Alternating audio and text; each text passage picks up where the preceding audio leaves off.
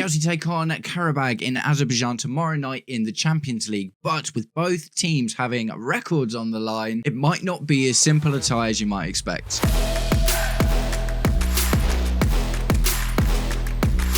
Welcome, Blue Believers, to another episode of the Stamford Sync, where we are syncing up with everything Chelsea FC. And today, that means we're talking about the Champions League. The Champions!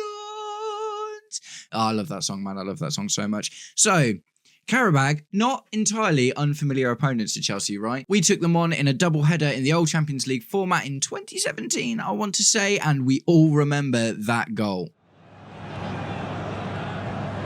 Zappacosta now with a chance to run, always away from Guerrier here, who completely missed time now. Two inside, waiting for the delivery. Oh, it's a sensational goal! Ah, man, Zappacosta wasn't that good, was he? But that was a special moment, man. He claimed it was a shot. Whatever. But either way, tomorrow night, Chelsea are looking to continue their reasonably good run of form. I say that because we came out with a win against Tottenham in the Premier League, and obviously our last Champions League match was a win as well. But as I said in the introduction, both teams have some sort of record on the line today. Well, not both teams, actually. So for Chelsea, Estevao Willian will probably play tomorrow. And I'm going to get into the predicted lineup just in a little bit. But Estevao Willian, if he scores tomorrow night against Qarabag, he will be the first under-19 South American to score in back-to-back Champions League games. That's a bit of a mouthful, isn't it? It's definitely a very specific record, do you know what I mean? But you can only have thought that's 100% one that Estevao was going to claim. Having already broken a record in our last game by becoming Chelsea's youngest ever Champions League goal scorer, you would have thought that it's not going to drive how he plays in the game, but you got to think he might have a little bit of extra edge. And for Qarabag in particular, it is a team record that is on the line. So they won their last Champions League outing, and if they beat us tomorrow, which I really, really hope doesn't happen, that will be the first time in the club's history that they have gotten back-to-back wins in Europe. So, impressive, right? Qarabag actually doing reasonably well. Like, saying we walked it last time is a massive understatement. We scored 10 goals in 2 games, the first leg being 6-0. Do you know what I mean? 6-0. Absolute madness. It was one of them, wasn't it? It was one of them. But, you know, like I say, the Zappacosta goal lives in memory. They were a reasonably easy team back then, but right now they've definitely made themselves decidedly more difficult to play against. So it's really important that Chelsea carry on winning. We have to get momentum from somewhere, and at the end of the day, this might not be on paper the most difficult game, but if we walk into it half-cocked, then, you know, we've seen what can happen with the likes of Wolves and even Lincoln, games that we were just expected to absolutely walk, and they've given us really tough games, right? And we all know what happens if they put 10 men behind the ball or if they decide to throw out long throws. Anything can happen. So again, I would imagine we can expect a quite heavily rotated side from the Premier League. Although things do seem to be getting a little bit better, we are ultimately still nursing injuries and protecting people and stuff like that. For instance, Estevao Willian didn't start the last game and is yet to start back-to-back games, I think, so far this season. So, do you know what I mean? It's just, you know, if there is one thing we can say that it's been consistent about Enzo Maresca so far, although many things haven't been, one of those consistencies has been he is still very heavily rotating the squad. Let's take a little look at my predicted lineup for tomorrow night's game against Qarabag in Azerbaijan in the Champions League. So we'll start with the goalkeeper, and we always start with the goalkeeper.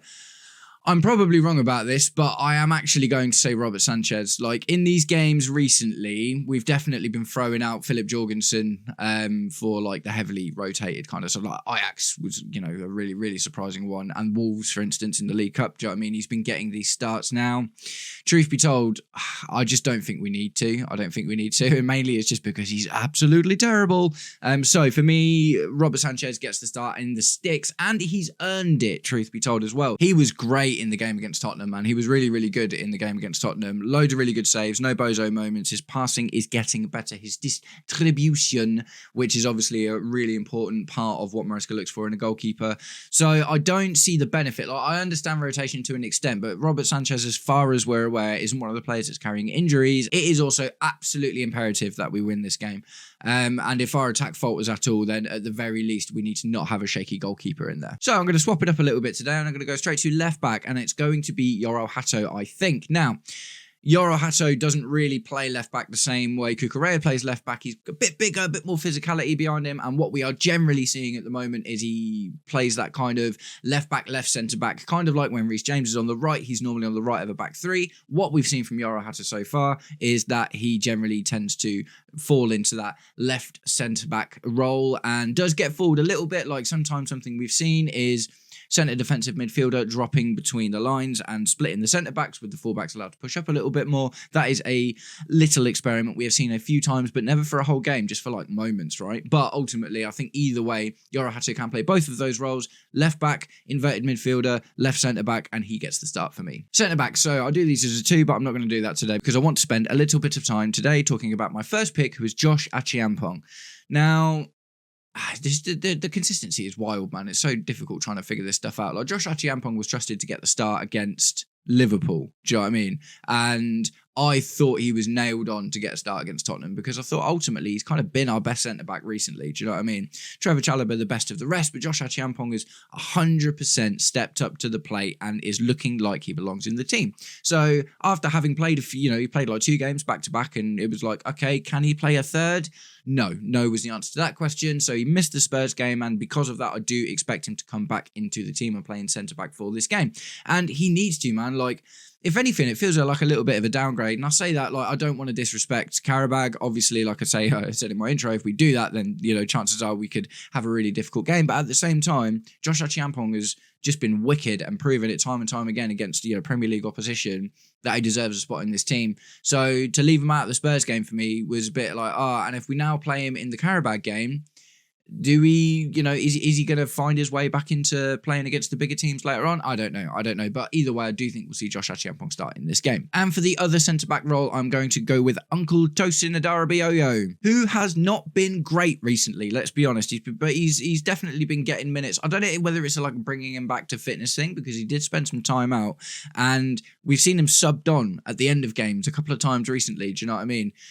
So a bit of an interesting one with Tosin. Ultimately, though, I 100% think he's good enough to do the bits in this game that he needs to do. Do you know what I mean? He is a Premier League level defender and, like I say, man, he's been a little bit wobbly since he came back from his injury, like a couple of mistakes here and there, not looking as assured as you would like, but having that experience in the team can't be a bad thing. And yeah, like I say, Fofana played really, really well as well in the Tottenham game, but I would have thought him and Trevor Chalobah will probably be rested for the Wolves game. At right back, he did play in the last game, but I'm going to say Malo Gusto, and it just seems to make sense. Like with all of the rotation that I expect to see in this team, feels like Reece James isn't so much of a risk anymore. Like I did a video yesterday about all the positives and negatives of Chelsea's season so far. And one of the big positives for me was that Reece James is kind of back and able to play lots of games. But at the same time, it's not necessarily about protecting him like it is injured players. But, like I say, at the same time, we've got to absolutely be careful. And this is a game that I think Reece James can afford to miss. So it's not so much me saying, I think Malo Gusto is the right guy for this game. But at the same time, I think he will deputise absolutely fine, and I would rather save Reece James for the Wolves game, truth be told. Right, centre defensive midfield. I think we're going to go with the double pivot that we went with in the Wolves game, and I'll do these both at the same time. It is a double pivot of Romeo Lavia and Andre Santos. So again, it just makes sense, man. Like Enzo Fernandez and Moises Caicedo are two of the players that have not been training every day and they're going game to game and stuff. Do you know what I mean? And this just feels like an easy opportunity to leave both of those players out. And truth be told, Lavia and Santos are both starting to do well in their own right. Lavia, in particular, coming back from massive injury worries, like Reece James level injury worries. Do you know what I mean? Well, to be fair, not out for quite as long as Reece James was, but basically missed the entirety of last season and has missed a fair chunk of the beginning of this season, but is just starting to get consistent minutes again. So this feels like a good one for him. And I really, really, really like Romeo Lavia, man. I just love the way he plays. I think our midfield ticks so well when we've got him in there. And he's not as forward-thinking or as advanced a player as Enzo Fernandez. Do you know what I mean? So when he's aside Moises Caicedo, you get that lovely little pinpoint pass thing, and I absolutely love that.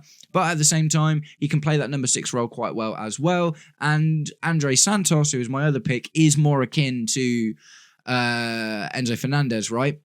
Although, often when he's on, He, so for instance, when he plays with Romeo Lavia, normally Romeo Lavia gets taken off first because of the injury worries, and André Santos can also drop back into that 6 role, which we also saw in the Club World Cup. He can play that role reasonably well. But as we've seen recently, he also likes a goal. He's got attacking intent and was even started in centre attacking midfield one time for Maresca, which was kind of unusual, but that'll be what it is. But yeah, for me, Romeo Lavia and André Santos make sense in this game. So the attacking 3. Now, 2 of these guys in particular absolutely deserve it. One of them is just in because we don't really have anyone else to fill that position. So I'll start on the left-hand side, and it's Jamie Gittens. Jamie Gittens was phenomenal against Wolves. Absolutely phenomenal. He was so good. 2 assists and a goal. The goal was a screamer as well. Oh, mate, it was so wicked.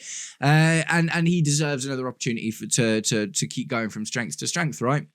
It does look like, as of right now, Garnacho is in front of him in Maresca's mind at the very least. You know what I mean? Garnacho seems to be getting the Premier League starts and some of the starts in the bigger games. But Jamie Gittens is absolutely hot on his heels, and he will see the game against Qarabag as another opportunity to try and get in front of Alejandro Garnacho for the bigger games. We saw some things akin to this last season with, we had an A team and a B team. It's not quite like that this season, but, some players used their opportunities in the B team to get into the A team, and ultimately this is how Jamie Gittens will probably be treating these games. In the middle, Facundo Buonanotte, because who else? Do you know what I mean? I don't really like André Santos in there when he was there, and also we haven't got loads of other deeper midfielders anyway. Enzo Fernandez, yeah, okay, cool, we can play that game, but do we need him to play that game? This game? No, I don't think so. Again, we'll save him for the next one.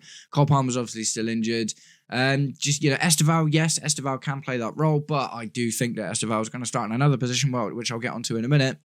Facundo Buonanotte it's really unusual because I'm not looking at him being like, oh, you're a passenger and you're bad, but he also doesn't really come up with the goods very often. Do you know what I mean? I don't know whether it's his style or whether he's just taking his time breaking into the team. Like, he's a control-y, passy Maguba kind of player, and do you know what I mean? He connects everything together and is there for like little 1-2s and, little link-ups and stuff in the attacking third, which is cool, but as of yet, was yet to see him look pretty dangerous, to be honest. But as I say, at the same time, not a huge amount of other options on the pitches there or in the squad anywhere. So for me, Facundo Buonanotte probably gets the start tomorrow. And on the right-hand side, it's the potential record breaker himself, Estevao Willian.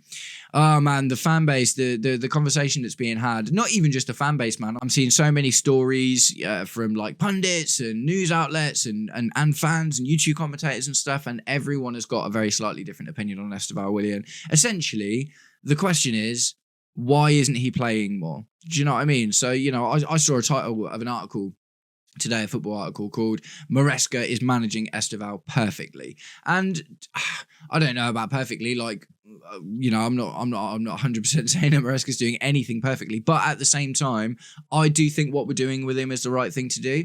We had a really, really interesting, little bit heated, but in a good way, debate on the Blue Lounge the last time I was on there.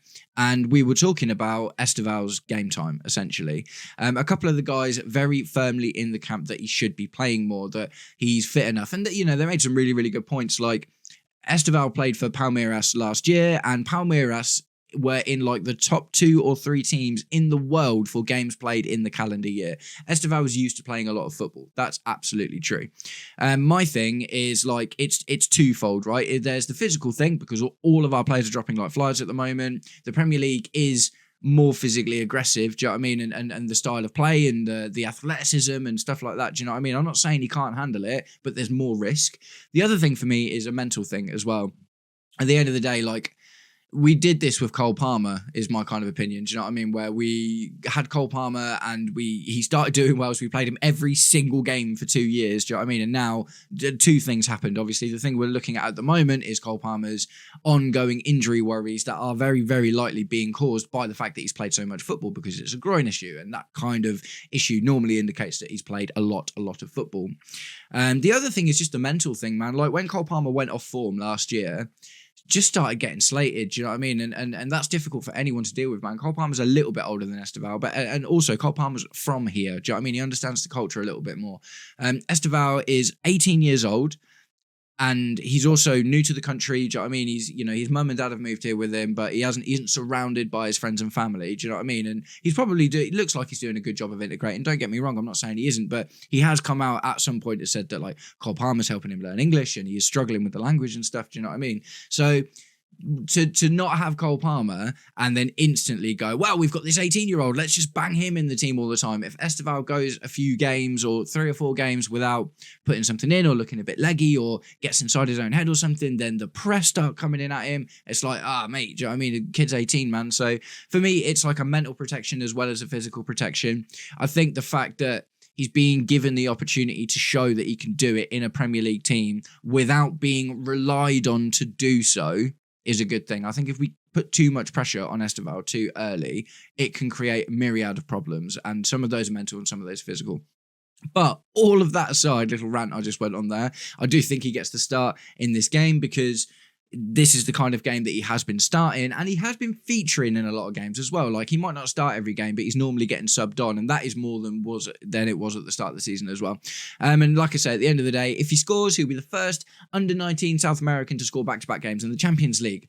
Awesome. Absolutely love that. I expect Estevao Willian to absolutely tear it up tomorrow, and I can't wait to see him play as always. And then up top, it's a weird balancing act at the moment, isn't it? So João Pedro obviously started up top for the Tottenham game, and he did really well. I think the Mark Guew experiment is over, if I'm completely honest, and Tyreek George has scored some goals, but at the end of the day, we have a certain striker back, and he's not banned for this game. He's actually served his suspension in the domestic competitions as well now. I think it's going to be Liam Delap. I think this is another great game for Liam Delap to find himself back in, right? Because like I say, without disrespecting it, it is Qarabag, and he definitely can make use of this game in order to find form and fitness. And I don't think he'll play the whole game, but I think we might see Liam Delap get 50-60 minutes in this game. Do you know what I mean? And I think we need to as well, man. I think we need to for lots and lots of reasons. I think João Pedro, although don't get me wrong, scored in the Tottenham game and missed a couple of wicked chances. But at the end of the day, as annoying as that is, he wasn't even getting those chances up until recently. So but João Pedro missing chances means he's getting chances, which means he's on his way back to finding that form. Do you know what I mean? But at the end of the day, he needs to be looking over his shoulder at Liam Delap, and Liam Delap needs to start getting game time to make that happen. João Pedro has just gone, like, up until the other day, like, went 10 games without scoring or assisting. Do you know what I mean?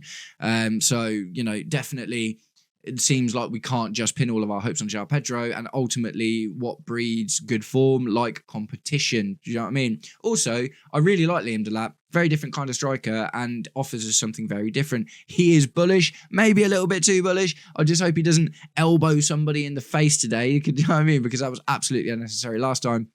But I'd be really interested to see what Liam Delap can do with the likes of Estevao Willian behind him and Jamie Gittens behind him, both of who are on excellent form. And with a Romeo Lavia in midfield, you can thread him some nice little passes through as well. Be really interesting to see what happens if Liam Delap starts tomorrow. I almost forgot about Liam Delap, genuinely. I was like, Mark Guew or Tyreek George. And I was like, oh no, Liam Delap's back. Liam Delap is back and available. I've got PTSD from all of our injuries. I can't even remember who's available in our squad anymore. So that's it, guys. That's my predicted lineup for the Qarabag game tomorrow night in Azerbaijan.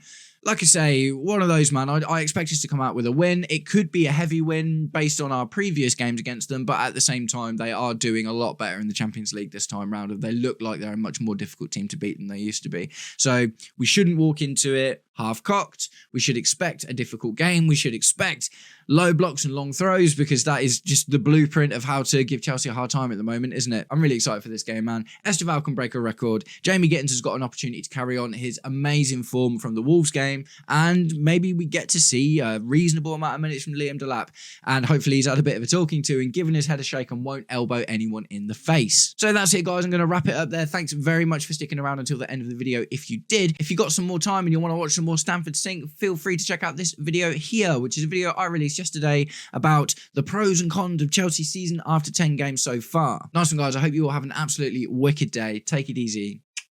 Peace.